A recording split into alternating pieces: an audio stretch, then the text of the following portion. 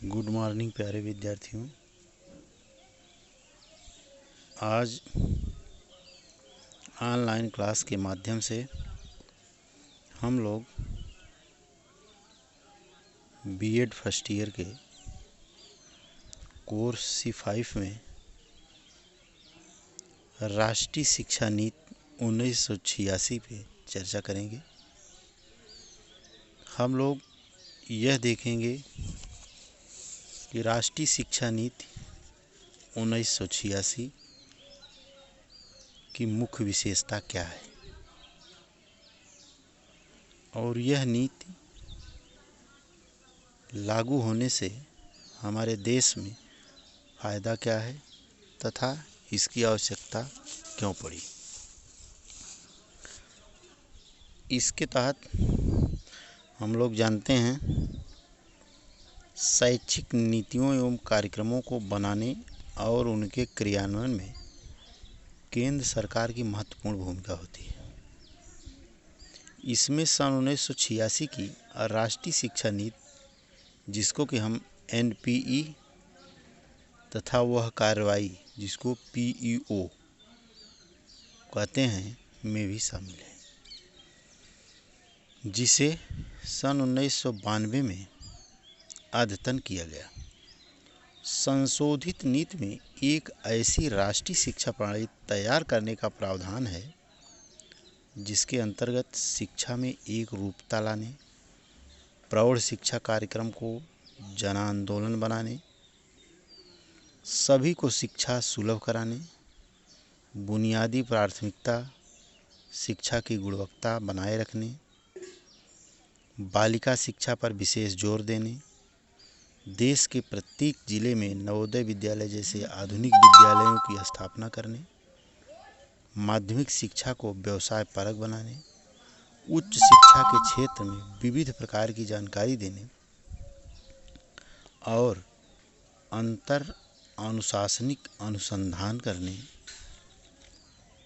राज्यों में नए मुक्त विश्वविद्यालयों की स्थापना करने, अखिल भारतीय तकनीकी शिक्षा परिषद को सुदृढ़ करने, खेल कूद, शारीरिक शिक्षा, योग को बढ़ावा देने एवं एक सक्षम मूल्यांकन प्रक्रिया अपनाने में प्रयास शामिल है।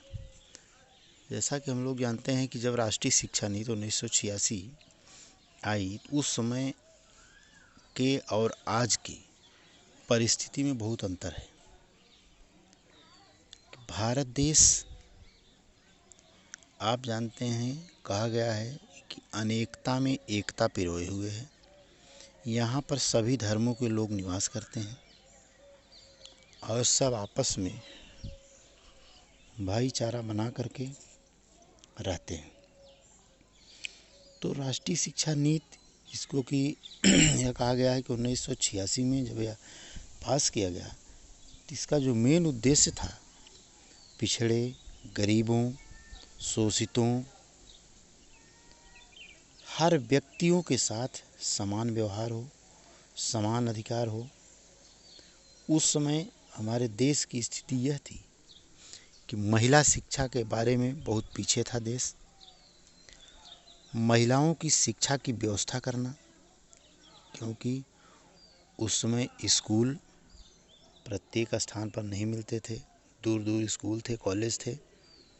हमारी बालिकाएं, महिलाएं इसी की वजह से शिक्षा अध्ययन नहीं कर पाती थी।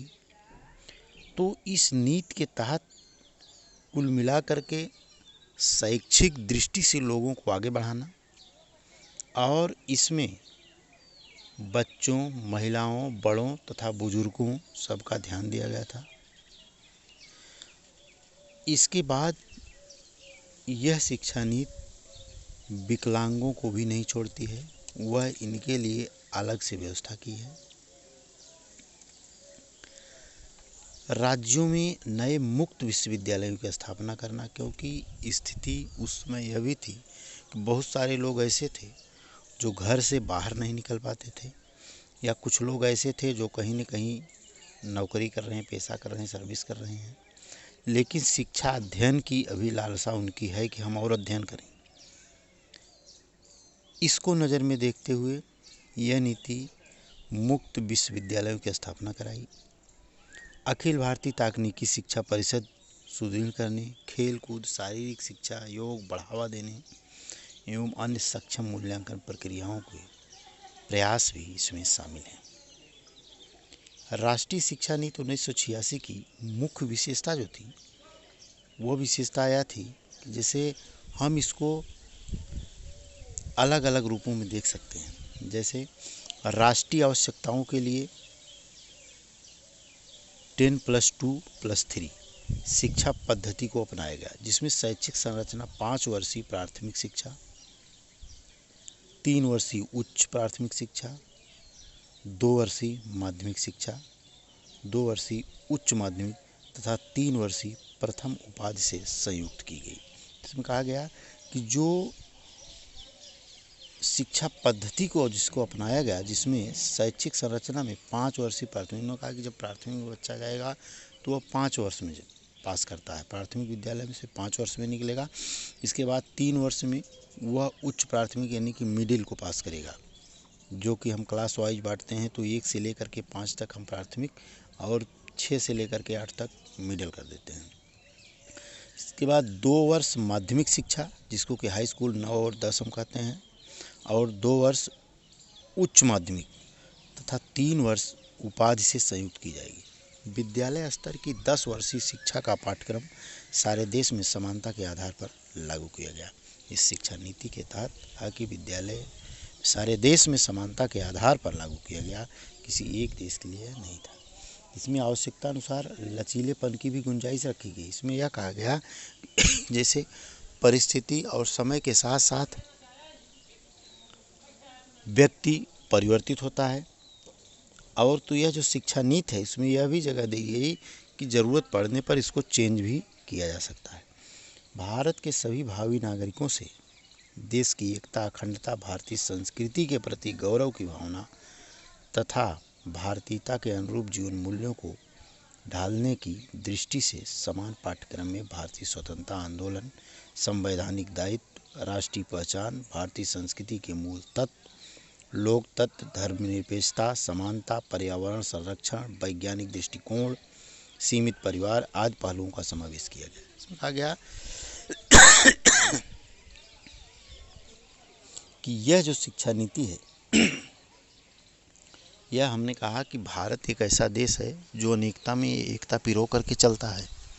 तो इसके तहत जो भी व्यवस्था की गई वह सबके लिए समान रूप से व्यवस्था की गई। संस्कृति को ध्यान में रख कर की व्यवस्था की गई।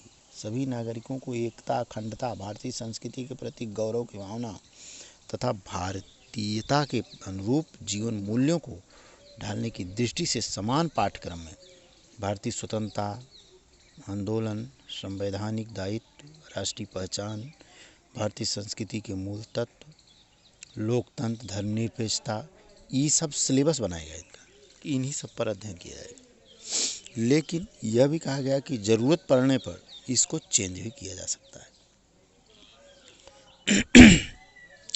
तीसरी बात यह है, शिक्षा के क्षेत्र में विशेष रूप से उच्च शिक्षा एवं तकनीकी शिक्षा के संदर्भ में प्रत्येक प्रतिभाशाली विद्यार्थी को शिक्षा प्राप्त करने के समान अवसर प्रदान करने की व्यवस्था की गई। कहा कि वहाँ पर कोई ऐसा भेदभाव नहीं होगा कि अब बैकवर्ड है, फॉरवर्ड है, जनरल है, उच्च कोटि का है, निम्न कोटि का है, ऐसा कोई भेदभाव नहीं किया जाएगा। शिक्षा के क्षेत्र में सबके समान अवसर दिया जाएगा।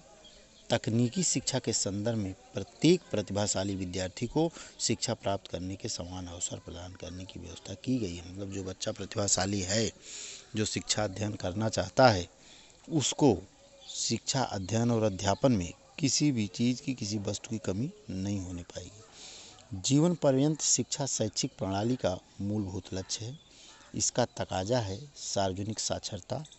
अतः प्रौढ़ों, गृहिणियों, कृषकों, श्रमिकों, व्यवसायियों आदि को अपनी पसंद तथा सुविधा के अनुसार शिक्षा प्राप्त करने के अवसर उपलब्ध कराया जाए। कहा कि जैसे मुक्त, इन्होंने कहा कि मुक्त विश्वविद्यालय की स्थापना क्यों की गई?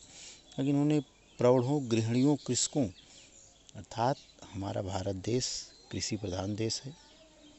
इसमें कुछ लोग ऐसे हैं जो पढ़ना तो चाहते हैं, लेकिन कुछ कार्यवश ये पढ़ नहीं पाते हैं, जिसके लिए इन्होंने मुक्त विश्वविद्यालय की स्थापना करने की मांग की कि हमारा एक मुक्त विश्वविद्यालय होगा, उसमें व्यक्ति बच्चा घर पर रह करके पढ़ाई करेगा, जब उसको समय मिलेगा तब वो पढ़ाई करेगा।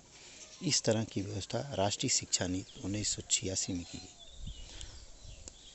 चौथे में इन्होंने कहा कि विश्वविद्यालय अनुदान आयोग, जिसको कि हम आज यूजीसी के नाम से जानते हैं, अखिल भारतीय तकनीकी शिक्षा परिषद, भारतीय कृषि अनुसंधान परिषद, भारतीय चिकित्सा परिषद, शैक्षिक अनुसंधान एवं प्रशिक्षण की राष्ट्रीय परिषद, अखिल भारतीय समाज विज्ञान शोध परिषद आदि संस्थाओं को अधिक सुदृढ़ बनाया जाएगा, ताकि नवीन राष्ट्रीय शिक्षा प्रणाली को संवारने में महत्वपूर्ण भूमिका निर्वाह कर सके।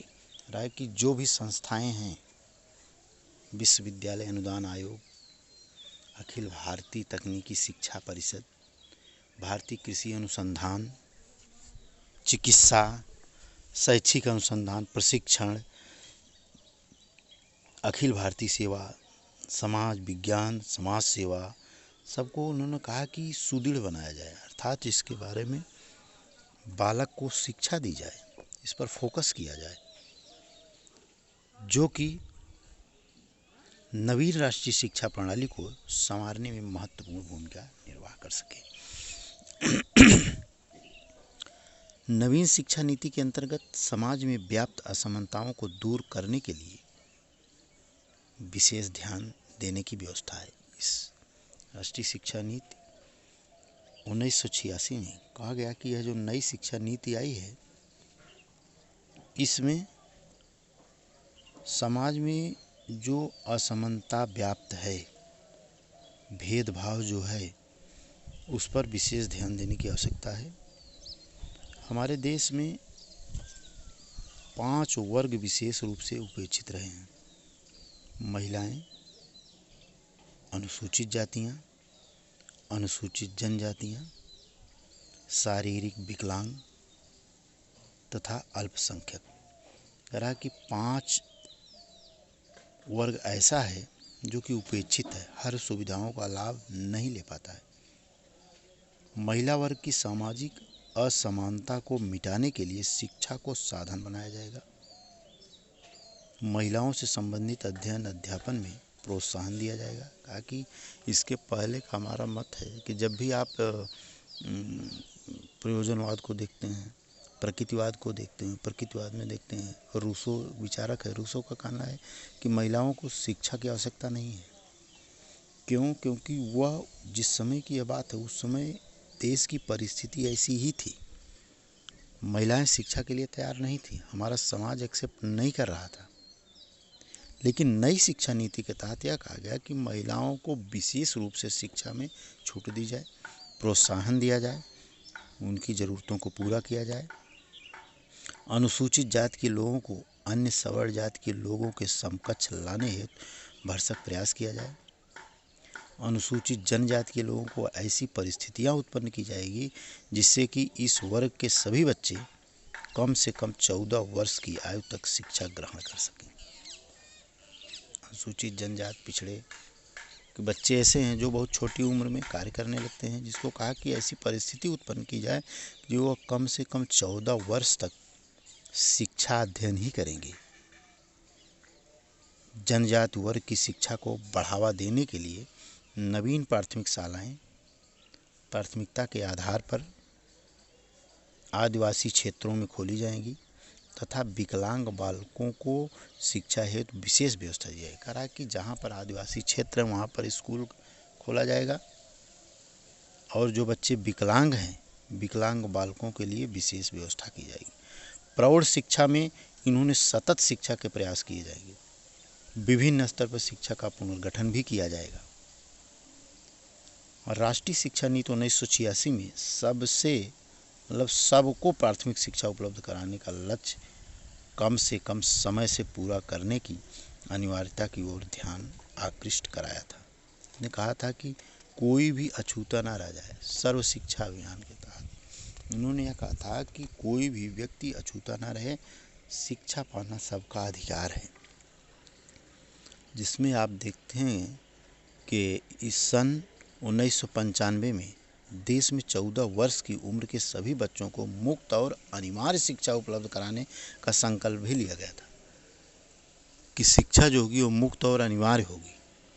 राष्ट्रीय शिक्षा नीति के अंतर्गत बनाई गई वर्ष 1987 की कार्य योजना में सबको प्राथमिक शिक्षा उपलब्ध कराने के लक्ष्य को प्राप्त करने के लिए कुछ महत्वपूर्ण कार्यक्रम शुरू किए गए थे। शिक्षा नीति में विद्यालयों के माध्यमिक स्तर पर गणित, विज्ञान, कंप्यूटर, पर्यावरण का ज्ञान इत्यादि की व्यवस्था की गई। कहा कि 1968 की नीति के अनुसार भाषा अध्ययन के मूल्यांकन का प्रस्ताव किया गया। विद्यालयों में योग शिक्षा की व्यवस्था के प्रयास किए जाएंगे। राष्ट्रीय शिक्षा नीति में अध्यापकों के प्रशिक्षण की व्यवस्था में क्रांतिकारी परिवर्तन किए गए, प्रस्ताव लाया गया, नए नए प्रस्ताव बनाए गए और प्राथमिक शिक्षकों के पूर्व सेवा एवं सेवारत प्रशिक्षण के लिए जिला शिक्षा एवं प्रशिक्षण संस्थान डाइट के रूप में विकसित करने का प्रावधान भी किया गया। कहा कि जो शिक्षक हैं वर्तमान में सेवारत हैं और जो सेवा करने के लिए भी लाइन में हैं, उनको प्रशिक्षित किया जाए। पहले प्रशिक्षित किया जाए कहाँ पर? डाइट पर। प्रत्येक जिला में डाइट पे इनके प्रशिक्षण दिया जाए और यह प्रशिक्षण नए ढंग से दिया जाए, वह पुरानी पद्धति को चेंज किया जाए। राष्ट्रीय शिक्षा नीति में शिक्षा प्रबंध पर विचार किया गया, जिसमें शिक्षा प्रबंध का विकेंद्रीकरण करने की स्वायत्तता की भावना का सृजन करने का प्रस्ताव भी किया गया। शिक्षा नीति में शिक्षा की आर्थिक व्यवस्था का स्वरूप राष्ट्रीय शिक्षा नीति 1968 के राष्ट्रीय आय का 6% से अधिक शिक्षा पर व्यय करने के प्रस्ताव को स्वीकार किया गया। शिक्षा पर केंद्रीय बजट का 10% तथा राज्य बजट का 30% व्यय किए जाएंगे। शिक्षा के विकास के लिए धन स्रोत सरकारी अनुदान के अतिरिक्त दान को प्रोत्साहित कर वृद्धि करके यह बचत करके संसाधन जुटाए जाएंगे। मतलब कि नई शिक्षा नीति, राष्ट्रीय शिक्षा नीति 1986 के तहत बुजुर्गों, बच्चों, महिलाओं सबको ध्यान में रखा गया। अनुसूचित जनजातियों, जनजातियाँ, कहा कि सबके लिए शिक्षा, सर्व शिक्षा अभियान जिसको कह लीजिए, सबके लिए शिक्षा और अनिवार्य शिक्षा, और अनिवार्य शिक्षा के साथ साथ 14 वर्ष की उम्र तक अनिवार्य और मुफ्त शिक्षा देने का प्रावधान राष्ट्रीय शिक्षा नीति 1986 में किया गया, जिसके तहत यह कहा गया कि देश के विकास के लिए आवश्यक है। धन्यवाद।